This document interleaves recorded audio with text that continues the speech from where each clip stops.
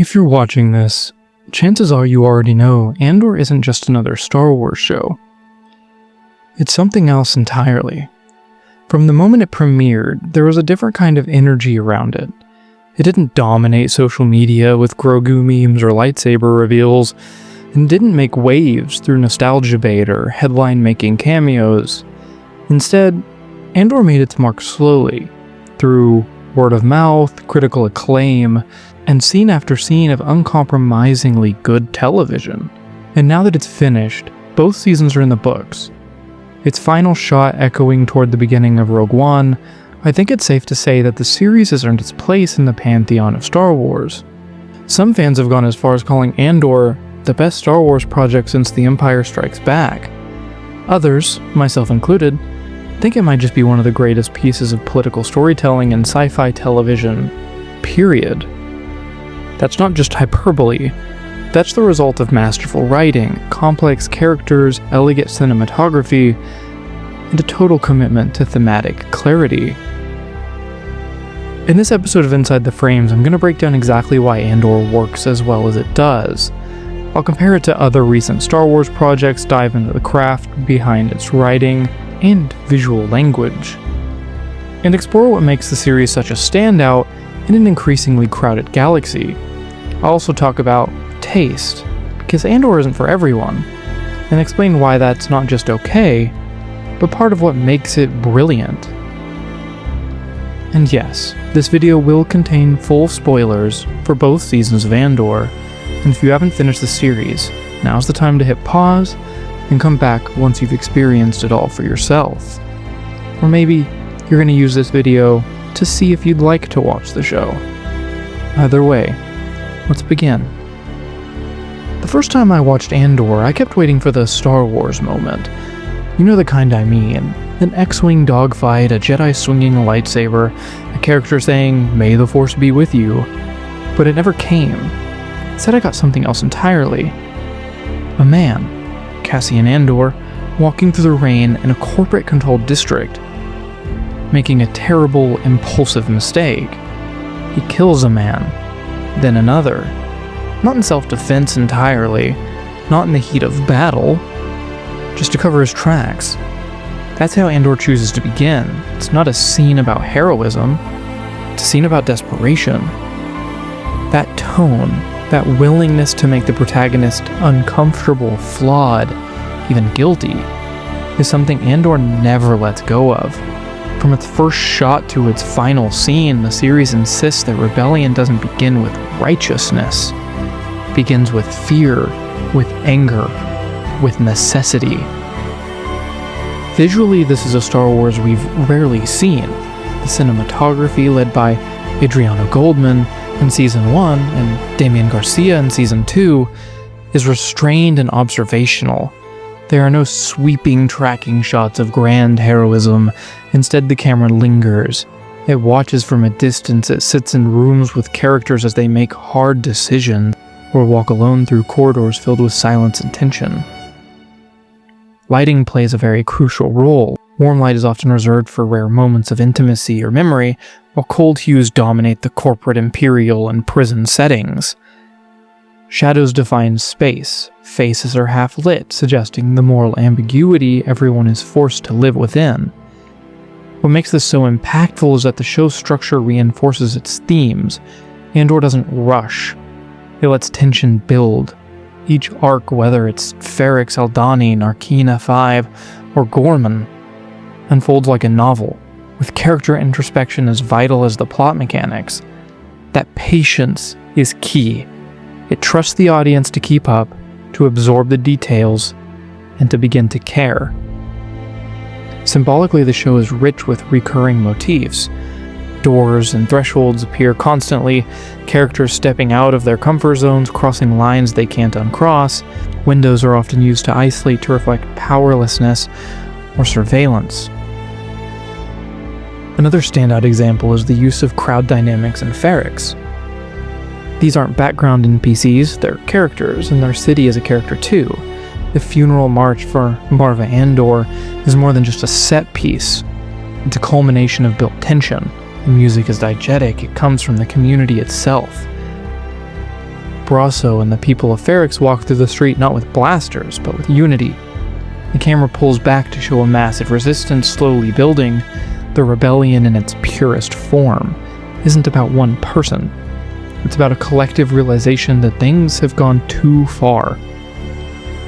Compare this to The Mandalorian, which opens with a bounty being frozen in carbonite and Grogu being discovered in a floating crib. It's great television, fun, immediate, visually slick, but it's archetypal. Andor, by contrast, begins with a morally ambiguous killing and a man trying to hide. One says, "This is Star Wars as you know it." The other says, "This is what Star Wars could be." Even the series' use of space feels intentional. So many Star Wars shows are trapped in digital sound stages and glossy sets like The Volume, but Andor was filmed on real locations. Scotland's rocky highlands for Aldhani, brutalist architecture for Narkina 5, and Mediterranean warmth of Korriboden courtyards for Mon Mothma's home. The realness of the environment enhances the grounding of the story. There's texture to the world, grit beneath their boots, moss on the concrete. By the time we reach the final episodes of Season 2, and Cassian is fighting not to escape the rebellion but to stay in it, the transformation is complete. But unlike Anakin's sudden turn or even Rey's rapid arc in The Rise of Skywalker, Cassian's growth feels earned, gradual, human, and that's the core difference. Andor doesn't mythologize rebellion, it deconstructs it, and in doing so it becomes more emotionally resonant than 1,000 lightsaber duels. To fully understand what makes Andor special, it's important to view it in context, specifically within the modern era of Star Wars television. Since Disney launched its slate of live-action series, we've seen wildly different creative visions, from the pulpy serialized fun of The Mandalorian to the force-heavy mysticism of Ahsoka, the nostalgia-driven character study of Obi-Wan Kenobi, and the tonal oddity of the Book of Boba Fett, and don't get me started on The Acolyte. Each has its strengths and weaknesses. Each appeals to a different slice of the fandom, but none feel as meticulously constructed or as thematically rich as Andor. Let's start with The Mandalorian. There's no denying it reinvigorated the franchise. It gave us Grogu, it gave us Din Djarin, and it gave us that mix of Western simplicity and serialized charm that felt fresh and familiar all at the same time. But as much as I love it, and trust me, I love The Mandalorian, it often relies on its aesthetic and lore callbacks to carry the emotional weight. Dialogue is sparse, motivations are simple, the strongest moments are mostly visual, like the first time Luke Skywalker appears in the Season 2 finale. That scene works so well because of nostalgia. It's an emotional shortcut, one that works, but a shortcut nonetheless. Now compare that to Andor. In the very first episode, we get 5 straight minutes of dialogue between Cassian and a corporate inspector, punctuated not by action, but by silence. We're asked to sit with tension, to feel the consequences of every word. By episode 3, we're watching Bix cry in silence while a bell tower is being rung with defiance overhead. No Jedi, no Force, just people making painful human decisions in a world designed to crush them. Obi-Wan, meanwhile, gave us emotional reunion between Ewan McGregor's Jedi and Darth Vader, played by Hayden Christensen, a moment fans had dreamed about for decades. But much of the series struggled to reconcile its spectacle with its storytelling. Scenes felt rushed, character arcs bent under the weight of fan expectations. As a result, some of its emotional payoffs, like Obi-Wan finally telling Anakin, I'm sorry. I'm sorry, Anakin. For all of it. landed, but didn't always feel earned by its surrounding plot. Andor, by contrast, earns everything. When Luthen tells his informant, I'm condemned to use the tools of my enemy to defeat them. I burn my decency for someone else's future. I burn my life to make a sunrise that I know I'll never see. it hits hard because we've watched him manipulate, lie, and lose sleep for 10 straight episodes. It's not just a good line, it's a revelation. Every episode up to that point supports it. That's the difference between writing for applause and writing for character. Let's also look at Ahsoka. It dives deep into lore and mythology, and for fans of the Clone Wars and Rebels, it's a dream come true. But for general audiences, it's often opaque. Characters speak in riddles. Scenes exist to set up larger galactic threats rather than explore personal stakes. Compare that to Andor, where even the smallest interactions, like Mon Mothma sharing a cold, wordless ride home with her husband after exposing his betrayal, speaks volumes. There's no exposition dump. There's just silence, framing, and subtext. When Andor first aired, I started noticing something. Not just in online discourse, but in conversations with friends, family, and even comments under review videos. There's a major split. Some people were raving about it as the best Star Wars since Empire Strikes Back, others said it's slow, or it doesn't feel like Star Wars. And honestly, both reactions make sense. Because the truth is, Andor isn't trying to appeal to every kind of Star Wars fan. And that's part of its brilliance. There are Star Wars fans who come for the adventure, the spectacle, the mythic structure. These are the fans who fell in love with Luke's journey, or the acrobatics and choreography of the prequels Jedi, or the nostalgia-fueled thrill of seeing Luke cut through droids in The Mandalorian. For them, the Force is a source of awe and wonder. Lightsabers are central to the fantasy, characters are often archetypes, heroes and villains clashing in visually dazzling ways. There's a comfort to that. It's the Power Rangers and Transformers type of crowd. And I say that with admiration. They want the show to move, to hit the beats, and just entertain. Then there are your character drama fans. These will be your Game of Thrones or The Godfather fans. The ones who want moral ambiguity, who want characters to break under the pressure and rebuild themselves in unpredictable ways. For them, Star Wars is more interesting when it's examining systems of power and the people caught within them. These are the fans who gravitate to Mon Mothma debating fiscal oversight in the Senate more than a Jedi jumping off a building. The ones who cheer not when a character swings a saber, but when they survive an ethical dilemma. And then there's the third group. This is my group. The ones who love both. I can enjoy the ridiculousness of Revenge of the Sith and how amazing the choreography is and the stunning set design, and I can enjoy the emotional restraint of Andor and how it's a bit slow, all in the same breath. I can watch Clone Wars arc after arc of animated lightsaber choreography and still be moved to tears when Keanu Loy says, "I can't swim." This third group recognizes something important. Not all Star Wars has to feel the same, and in fact, it shouldn't. That's why Andor is such a pivotal show.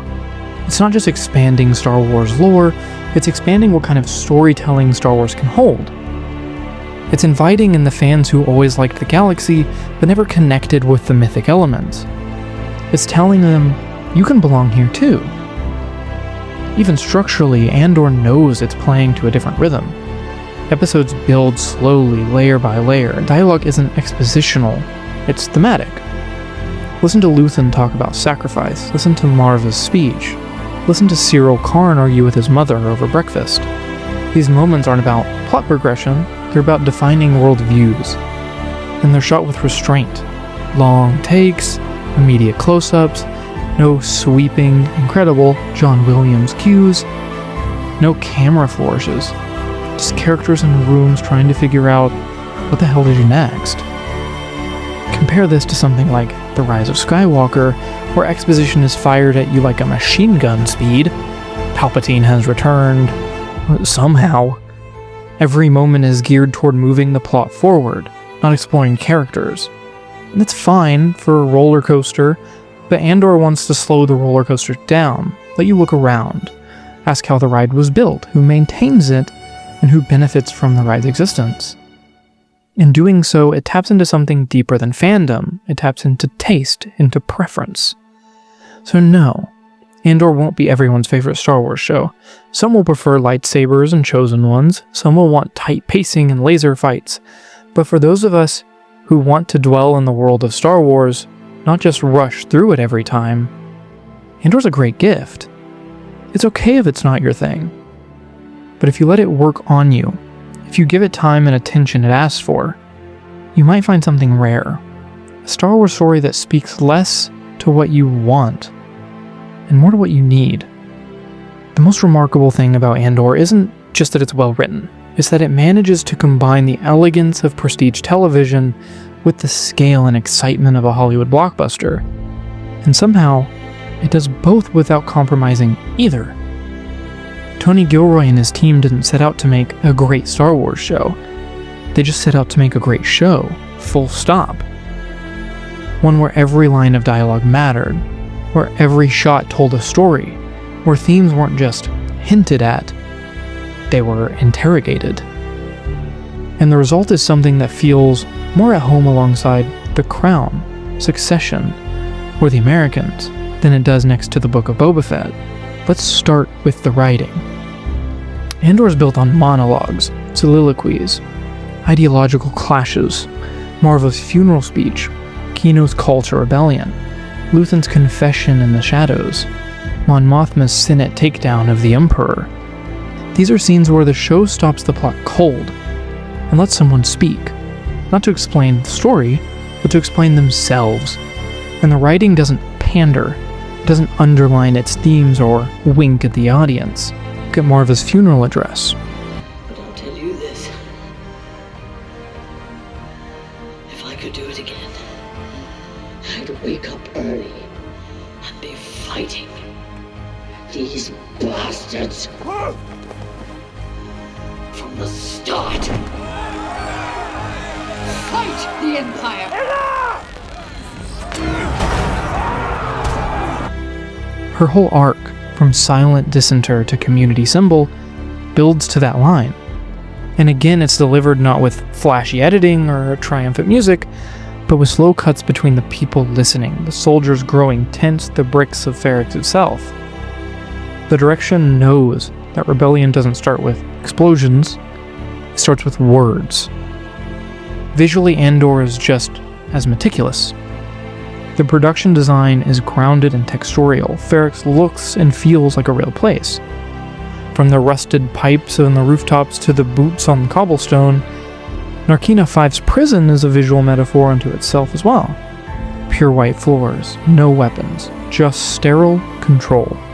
The Emperor doesn't need to beat you, they need you to conform. That's more terrifying and more effective. One of the smartest choices Andor makes is to treat spectacle as something earned. The Eye of Aldhani doesn't just look stunning, it means something. It's not just cool that a meteor storm lights up the sky, it's a tactical advantage. It's a moment of awe that exists because the story created it and set it up. Contrast that with a scene like spinning Inquisitor helicopter lightsabers or overstuffed chase scenes through Coruscant. They're visually loud, but narratively hollow. Andor flips that completely on its head. It makes quiet powerful, so that when the action does come, it really resonates. Even action itself is directed with clarity and intention. The Narkina 5 prison break isn't a blur of blasters, it's chaos structured by character. Keanu Loy, played masterfully by Andy Serkis, becomes the reluctant leader. His arc culminates not in fight, but in a revelation. I can't swim. He can't escape. His sacrifice isn't theatrical. It's tragic. And the camera lingers on his face, and this is where Andor rises above. It doesn't treat spectacle as a replacement for storytelling. It treats it as a reward for storytelling. And when the spectacle arrives, when the Empire invades Ferrix, or when the ship streaks across the sky during the Gorman massacre, it hits with full weight. Because you've earned it. The characters have earned it. This balance, the cerebral and the cinematic, isn't easy. Most shows have to pick a lane. Andor doesn't. It walks the tightrope. Because when your story is this rich, and your world this real, and your dialogue this sharp, you don't need fan service. You don't need a lightsaber to cut through the tension. You just need a brick, a voice, a choice, and sometimes that's all it takes to change a galaxy. If Andor had ended at Episode 7, I would still call it one of the most mature, methodical, and well-crafted Star Wars stories ever told. But then came Episodes 8 and 9 of Season 2. Who Are You? And Welcome to the Rebellion. And suddenly Andor wasn't just great television, it was historic television. These two chapters are where everything the show has been carefully, almost imperceptibly building toward finally ignites. The slow burn pays off. The subtext erupts. And what we're left with is something I don't say lightly, some of the best Star Wars storytelling since The Empire Strikes Back. This is the moment where Andor stops hinting at the Empire's cruelty and shows it in full. Unfiltered horror. The Gorman massacre has long been a footnote in Star Wars lore, but here it is rendered with terrifying clarity. The Empire didn't just suppress unrest, they engineered it. They chose anxious green recruits, untrained and ill-equipped, then placed them in volatile territory to provoke a response. What followed wasn't an accident, it was a pretext, a fire they started so they could justify their own brutality. Cassian isn't here to be a part of history. He's come on one mission. He's come to assassinate Dedra Meero. History doesn't wait for anyone. The riot erupts before he can act, and suddenly his mission turns to survival. While the streets descend into chaos, Dedra and Cyril reach their own breaking point, their relationship, if it can be called that. It was always transactional, built on obsession and projection, but when Cyril finally sees through the manipulation, he lashes out. The moment he strangles Dedra, it's not just violent, it's revealing. Dedra's control unravels. She thought she could sculpt him into her perfect partner, a co-conspirator rising alongside her through the Imperial hierarchy. But her ambition cost her the one person who ever worshipped her. And amidst the confusion, a single shot rings out. Not from the protesters, but from the Empire itself. An Imperial sniper executes one of their own, planting the first death as a false flag. The lie is immediate and surgical. It's Gorman aggression, but we see the truth. It was a planned massacre. The episode shifts into the language of war cinema. Handheld shots rattle with urgency, smoke fills the air, blasters crack and fly like thunder. Protesters fall not like extras in a sci-fi film, but like real people torn from the moment by chaos. Then come the KX units, not just imposing, but horrifying. They don't march in, they clear. They toss corpses and bodies like they're nothing. And then Cyril finally finds Cassian. Their confrontation is raw and intimate. There's no stylized major choreography here. It feels desperate, violent, messy. They slam into tables, duck blaster fire. A grenade sends Cyril sprawling. Cassian dives, losing his rifle trying to get over a counter, but Cyril grabs it, rises, and aims ready to end it. Until Cassian asks, "Who are you?" And in that moment, the question slices through Cyril's entire identity. To him, Cassian is everything. His obsession, his downfall, his purpose. But to Cassian, Cyril is a nobody. Just another face in a long list of threats Cassian's had to face, and the imbalance is devastating. Before Cyril can respond, a Gormani protester pulls the trigger, the shot hits Cyril in the back of the head, and just like that, he's gone. No monologue, no redemption, no climax, just another name lost to senseless violence. Cassian then gets up and finds Wilman, who refuses to leave without his love Drina. The two part ways in the chaos, and Cassian hauls the broken KX unit into a stolen caravan and drives off, alone, bloodied, and directionless. And then the radio crackles. He turns it on, hoping just briefly that he can hear Wilman has found her, but instead he hears her. This is Palmer 1. The voice of Gorman. This is Palmer 1, making an emergency broadcast on all open channels. This is Palmer 1. This is Palmer 1. We are under siege. We're being slaughtered. The Imperial murder of Gorman has begun. There are hundreds of bodies this moment. As I say these words, hundreds of murdered Gorman lay dead in Palmo Plaza. Thousands more on the streets, more every minute. We're being destroyed. This is Gorman reaching for any open channel that can hear me. If you can hear me. If you believe it's true. If you have any faith left in truth, please mark this message and pass it forward. This is murder! The Empire built this fire. They made this fire and led us to the slaughter. Now they expect us to die without knowing why. The conspiracy we feared is real. It's here today. Imperial ships are already landing upon...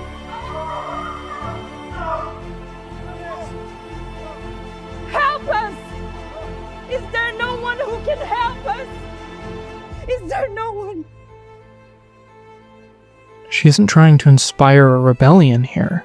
She's begging for someone, anyone, to save her people from death. It echoes something hauntingly real. In 1939, as Nazi forces entered Warsaw, a Polish radio operator sent out one final transmission from his crumbling station. Halo, halo? Czy nas słyszycie? To nasz ostatni komunikat. Dziś oddziały niemieckie wkroczyły do Warszawy. Braterskie pozdrowienie przesyłamy żołnierzom polskim walczącym na Helu i wszystkim walczącym gdziekolwiek się jeszcze znajdują. Jeszcze Polska nie zginęła. Niech żyje Polska! The voice similarly was defiant and doomed and reaching out across the void. It's similar to what Drina becomes. Her words don't save her, but they're meant to save others, to be remembered. And they are. Because Cassian doesn't rage, he doesn't speak. He sits, drives, and listens, tears streaking down his face as the truth sets in. The Empire is relentless. It doesn't negotiate, it doesn't pause, it consumes. And if he stays on this path, if he keeps walking toward war, then that could be Bix he's hearing on the radio. Another voice, crying out from the rubble, begging to be saved.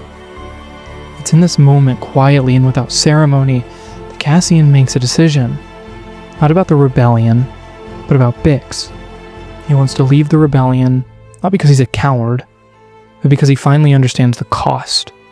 He refuses to pay it. The aftermath of Gorman casts a very long shadow, and episode 9 opens beneath it. Grief and consequence hang in the air like smoke. Mon Mothma meets Bail Organa in secret, trying to steady her voice beneath the weight of what's to come. They agree on a terrifying plan. Bail will stay embedded with the Empire as an informant. Mon will then go public. She will name the massacre, but with her home bugged, even practicing the words of her speech becomes a risk. She can't speak freely, and she can't rehearse. She leaves, and Luthen arrives, and the noose tightens.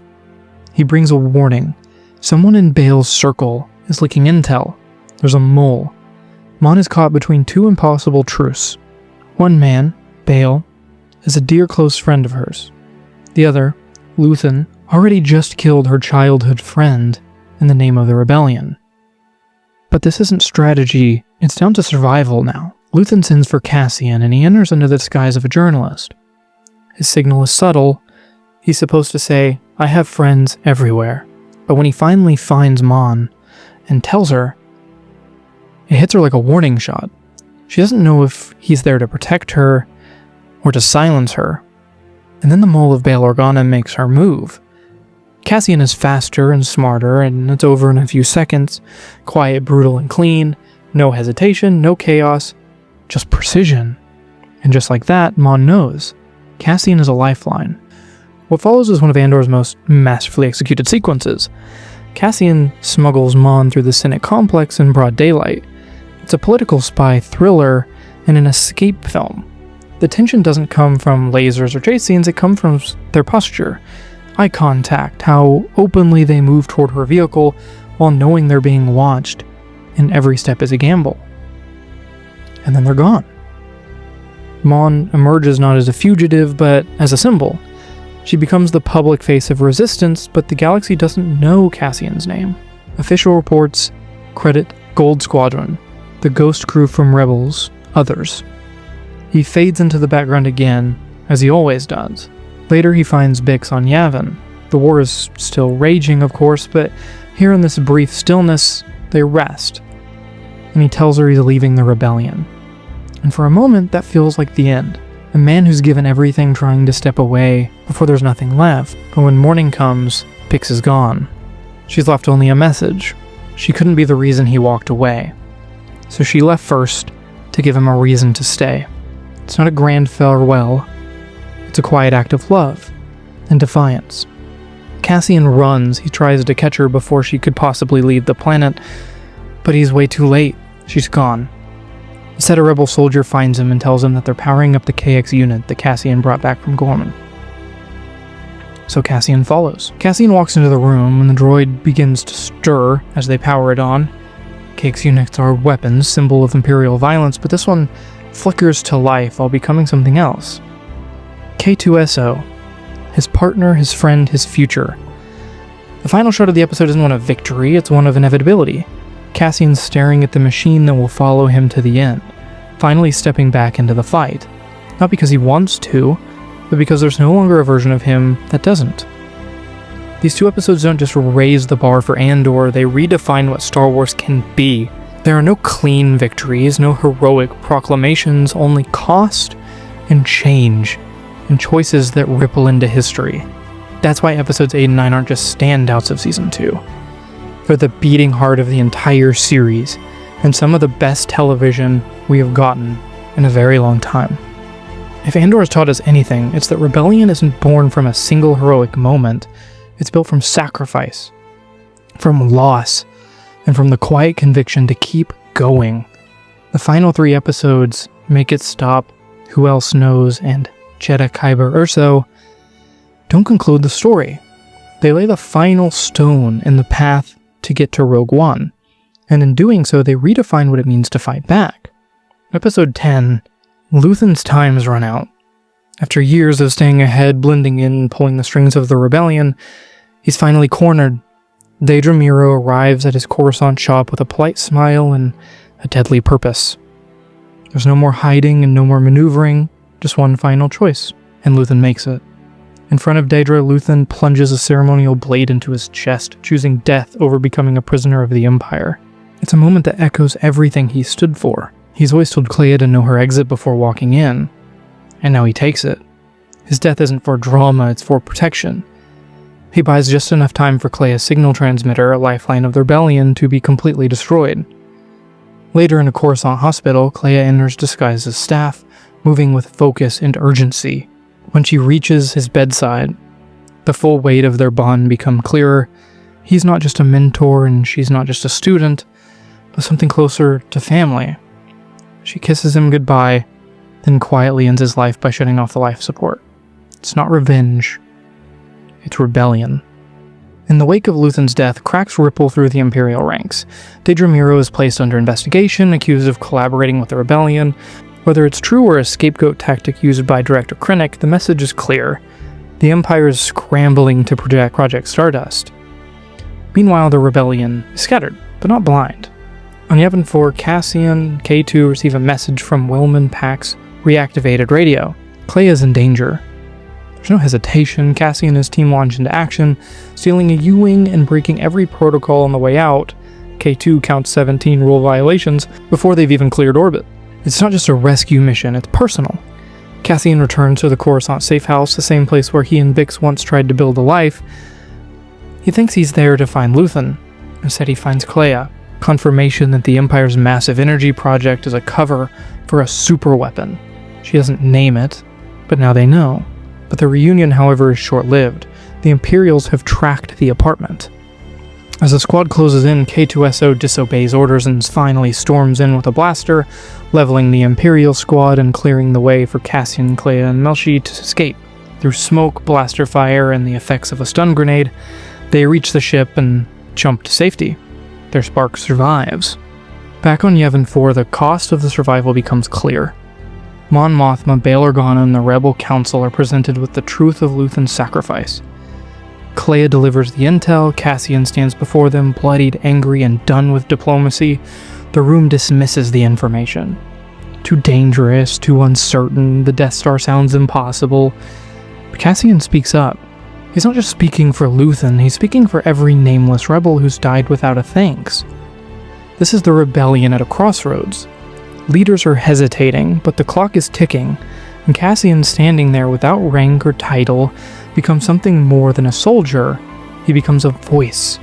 Outside that room, destinies are aligning. Deidre Miro's imprisoned in a white cell that is very similar to Nakina 5. Major Partiguez meets his fate. Bix is safe and somewhere on Mineral. Cassian walks out of the meeting, disillusioned but resolute. His next steps are already mapped. Catherine, Saw Gerrera, Jedha, Scarif. We've reached the threshold. The war has begun.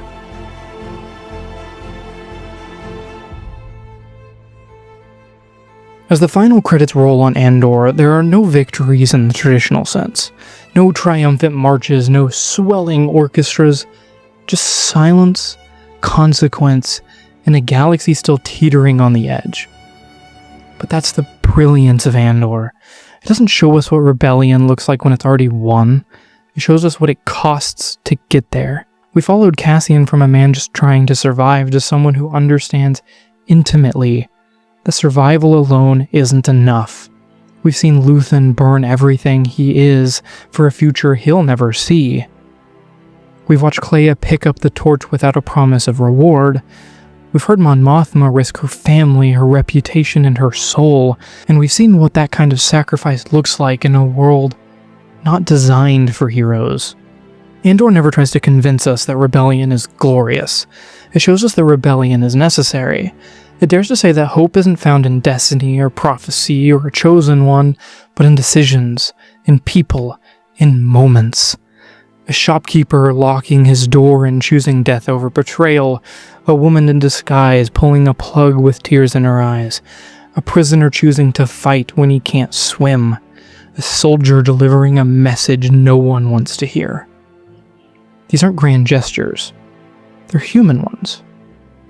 And they're what makes Andor the most powerful stories in Star Wars since The Empire Strikes Back. Because when the myth fades away, when the lightsabers are quiet, and the Force is just an old religion, what's left? People. Struggling, choosing, resisting. That's what Andor gives us. Not escapism, not spectacle, but truth. And in doing so, it doesn't just enhance Rogue One, it transforms it. Every moment on Scarif, every life lost, every final stand now feels heavier, sharper, earned. Because now we know what came before. We know who built this rebellion.